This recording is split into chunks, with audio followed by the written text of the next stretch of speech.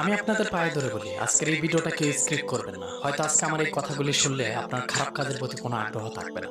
আমাদের প্রিয় নবী হযরত মুহাম্মদ সাল্লাল্লাহু আলাইহি সাল্লাম একদিন জিবরাইল আলাইহিস সালামকে বললেন, আপনি যতবার আমার নিকট এসেছেন ততবারই আমার কপালে সুখ ও দুশ্চিন্তার চাপ ছিল। এর কারণ কি?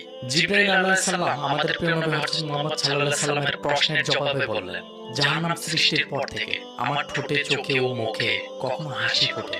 জাহান্নাম কেমন হবে? জাহান্নামের গভীরতা এমন হবে যে এর মুখ থেকে একটি পাথর ফেলে দিলে জাহান্নামের তলদেশে পৌঁছাতে ৭০ বছর সময় লাগে। বিচারের দিন জাহান্নামকে ৭০,০০০ শিকল দ্বারা টেনে আনা হবে, যার প্রত্যেক শিকল ৭০,০০০ ফেরেশতা বহন করবে। জাহান্নামে চাঁদ এবং সূর্যকে নিক্ষেপ করা হবে, আর তা জাহান্নামের অবনীলায় হারিয়ে যাবে। আর জাহান্নামবাসীদের শরীরের চামড়া ১২৬ ফুট পুরু করে দেওয়া হবে, যাতে আযাব অত্যন্ত ভয়াবহ কঠিন হয়। তাদের শরীরে থাকবে আরো তিল, যাদের এক একটি উহুদ